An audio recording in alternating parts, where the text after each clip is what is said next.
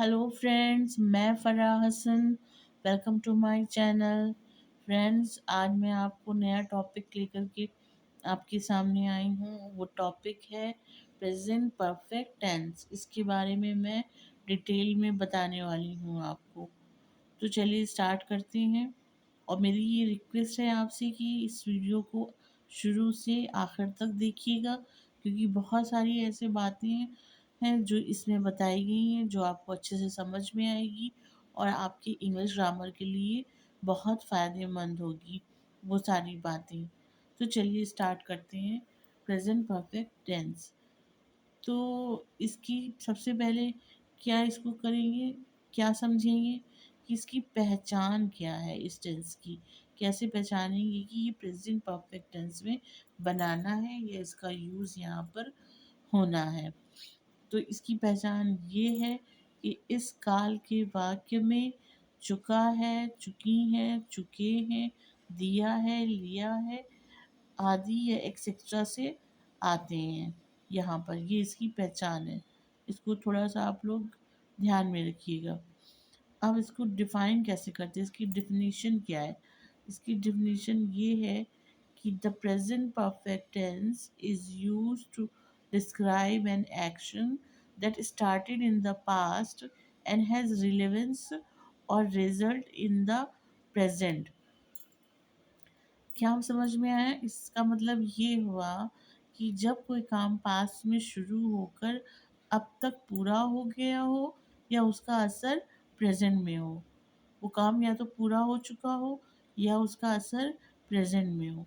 तो इसको एक एग्जांपल से भी देख सकते हैं हम, कि जैसे I have taken a lunch, मैंने दोपहर का भोजन ले लिया है। अब ये क्या शो कर रहा है, कि कह रहा है कि मैंने दोपहर का भोजन ले लिया, यानी ये पास्ट की बात को बता रहा है कि मैंने ले लिया है। लेकिन इसका असर प्रेजेंट में कैसे दिख रहा है, कि अगर लंच उन्होंने कहा कि मैंने दोपहर का लंच ले लिया है, तो ये इस बात को शो करता है कि मुझे अभी और कुछ नहीं खाना है, मैं अभी लंच ले चुका हूँ, मैं इससे संतुष्ट हूँ। तो इस बातों का मतलब निकलने से ये हुआ कि ये प्रेजेंट के असर को भी दिखाता है कि प्रेजेंट में भी इसका कुछ असर है। पास्ट में तो जो काम वही हुआ, प्रेजेंट में भी इसका असर है। तो इसकी डेफिनेशन यही हुई कि जब कोई काम पास्ट में शुरू होकर अब तक पूरा हो गया हो या उसका असर प्रेजेंट में दिखे, तो वहाँ पे हम past perfect present perfect tense का यूज़ करते हैं। एक दूसरा और मेथड देख लीजिए कि इसका दूसरा यूज़ क्या है। It is also used to express experience completed action without mentioning the exact time or action that affect the present moment। तो इसका यूज़ और कहाँ होता है? इसका यूज़ एक्सपीरियंस को एक्सप्रेस करने के लिए होता है। कोई एक्शन या कोई काम पूरा हो चुका है बिना एग्जैक्ट टाइम मेंशन किए हुए और उसका इफ़ेक्ट प्रेजेंट मोमेंट पे पड़ता है, तो वहाँ पे यूज़ करती है। जैसे कोई भी काम हुआ है लेकिन वो कोई एग्जैक्ट टाइम नहीं उसका बताया गया है, तो वो भी क्या बोलते हैं, उस कंडीशन में भी ये प्रेजेंट पे कुछ अफेक्ट डालता है, प्रेजेंट मोमेंट पे। तो कैसे इसको भी आप समझ सकते हैं कि I have just receive the letter, मैंने अभी अभी पत्र रिसीव किया है या पाया है। तो ये क्या शो कर रहा है कि I have just receive the letter. Just मतलब अभी अभी मैंने लेटर रिसीव किया है। तो ये बात क्या हो गई है, ये पास्ट में कंप्लीट भी हो गई है। एक जो भी कार्य, जो भी एक्शन है वो पास्ट में हो भी चुका है और उसका असर थोड़ा सा हमें प्रेजेंट में देखने को मिलता है कि अभी अभी रिसीव किया है। तो दोनों बातें हो जाती हैं। तो जब कोई कार्य पास्ट में हो चुका होता है और उसका असर प्रेजेंट में भी दिखता है, तो वहाँ पे आप प्रेजेंट परफेक्ट टेंस का यूज़ कर सकते हैं। इसका स्ट्रक्चर क्या होगा, देख लीजिए। इसका स्ट्रक्चर होगा कि सब्जेक्ट पहले होगा, फिर हैज़ हैव हेल्पिंग वर्ब, फिर इसमें मेन वर्ब की थर्ड फॉर्म। इसमें मेन वर्ब की थर्ड फॉर्म यूज होगी। ये याद रखिएगा कि प्रेजेंट परफेक्ट हो या पास्ट परफेक्ट हो या फ्यूचर परफेक्ट हो, इन तीनों में वर्ब की थर्ड फॉर्म यूज होती है। तो इस टेंस में हेल्पिंग वर्ब क्या है? हेल्पिंग वर्ब हैज़ हैव है। हैज़ हैव हेल्पिंग वर्ब का यूज होता है। अब कहाँ पे हैज़ हेल्पिंग वर्ब लगेगी, कहाँ पे हैव लगेगा, इसका एग्जाम्पल आपको अभी आगे देखने को मिलेगा।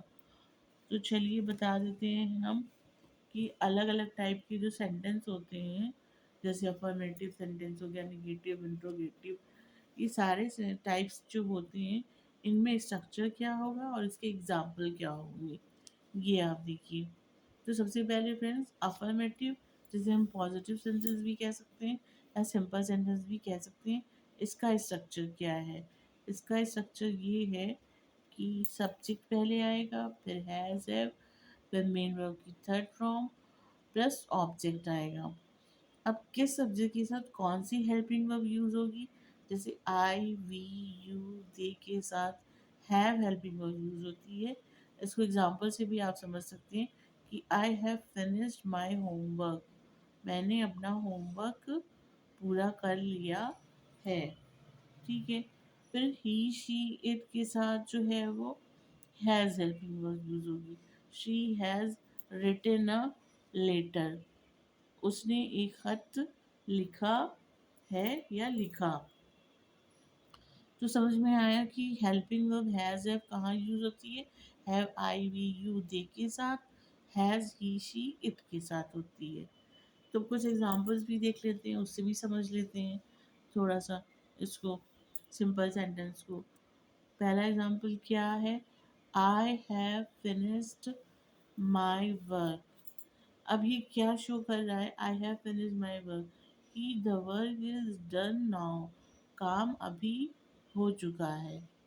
मतलब काम जो है वो वही शो कर रहा है जो जो डिफिनेशन में आपको बताया कि काम पास में हो चुका है, लेकिन उसका असर प्रेजेंट में है। कि द, इसको समझेंगी, इस एग्जाम्पल से ये समझेंगे कि the work is done now, काम अभी हुआ है, अभी पूरा हुआ है।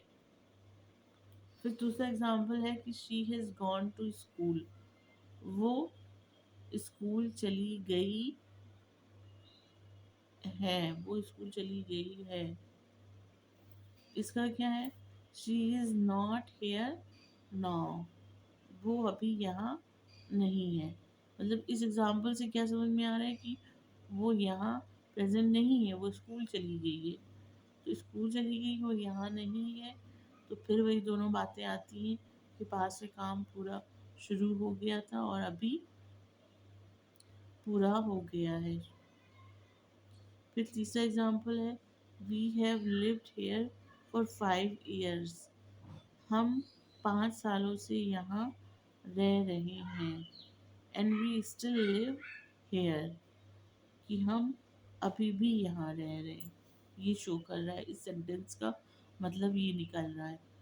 तो ये बताने का मतलब क्या हुआ मेरा, कि आपको अब समझ में आ गया होगा कि काम, वर्क जो है, कोई भी काम जो है वो पास्ट में शुरू हो करके अब तक चल रहा है या पूरा हो गया है अब तक, तो वो प्रेजेंट में भी कुछ असर दिखाता है। वो उस सेंटेंस से पता चलता है कि इसका असर प्रेजेंट में भी है।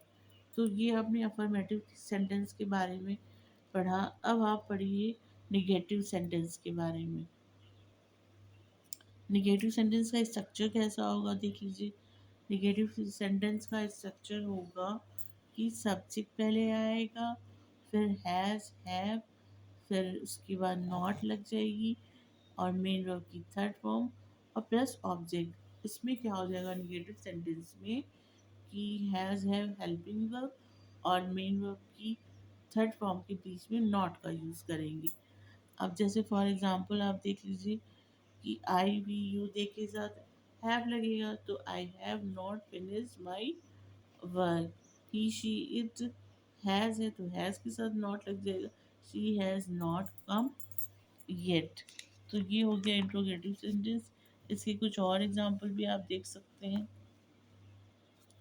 और एग्जाम्पल है कि I have not completed my project, मैंने अपना प्रोजेक्ट पूरा नहीं किया है। He has not reach the office, वो कार्यालय नहीं पहुंचा है। ठीक है, कोई काम नहीं हुआ है, निगेटिव में हम बात कर रहे हैं। फिर they have not seen this movie, उन्होंने ये फिल्म नहीं देखी है। तो ये निगेटिव सेंटेंस थे प्रेजेंट परफेक्ट टेंस में। अब इंट्रोगेटिव सेंटेंस बनाना हो तो कैसे बनाएंगे? इंट्रोगेटिव सेंटेंस बनाने के लिए इसका स्ट्रक्चर क्या होगा देख लीजिए। इसका स्ट्रक्चर है हैज़, हैव, फिर सब्जेक्ट से पहले हैज़ हैव आएगी, हेल्पिंग वर्ब आएगी, फिर मेन वर्ब की थर्ड फॉर्म, और फिर ऑब्जेक्ट जो भी होगा वो ऑब्जेक्ट यूज होगा। तो एग्जांपल्स देख लीजिए क्या है कि क्या तुमने अपना काम किया, have you done your work.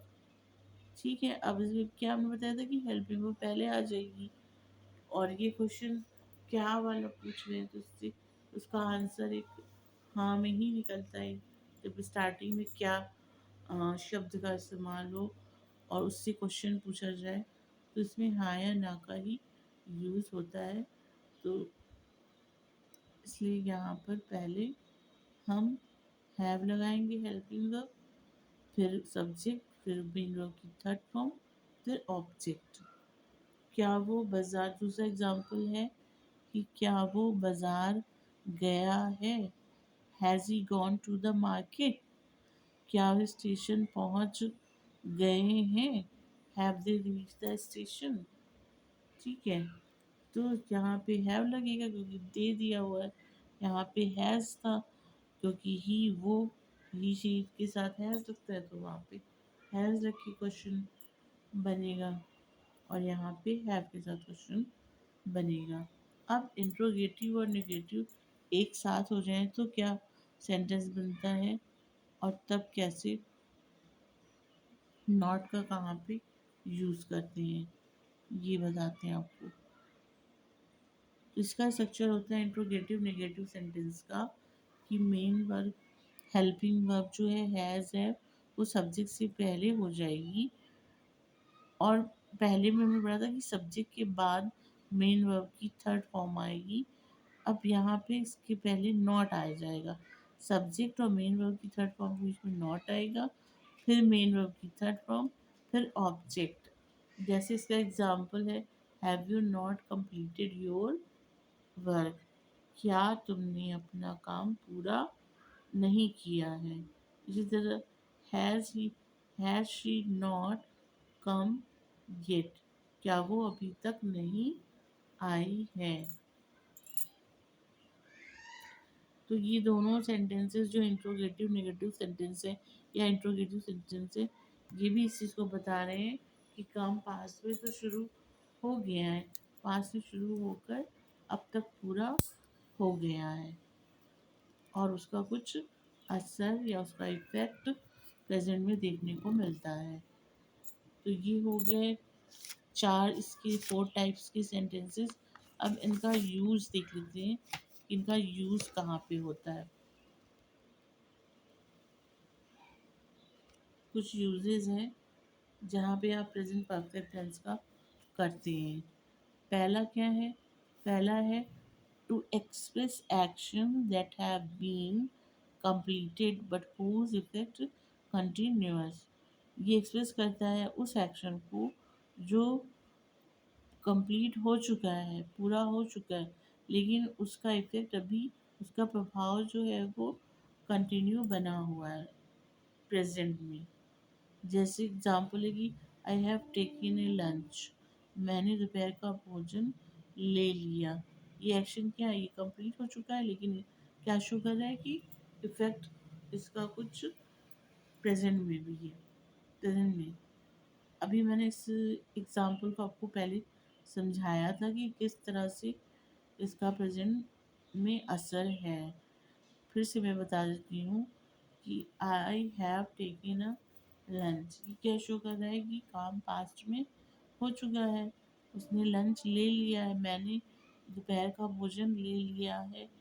तो मैंने पास्ट में तो ठीक है, ये पास्ट को तो कंप्लीट कर ही रहा है, लेकिन इससे पता चल रहा है कि मैंने अपना भोजन ले लिया, अब मुझे और खाने की ज़रूरत नहीं है, मैं इससे सेटिस्फाइड हूँ। तो ये इस चीज़ को शो कर रहा है कि प्रेजेंट की में भी इसका असर है। फिर है she has lost her pen, simply वैसे ही ये भी शो कर रहा है। I have done my graduation, मैंने अपना ग्रेजुएशन या मैंने अपना ग्रेजुएशन पूरा कर लिया है। तो ग्रेजुएशन पूरा हो चुका है, ये पास में, पर अभी पूरा हुआ है, तो प्रेजेंट के टच को भी दिखा रहा है।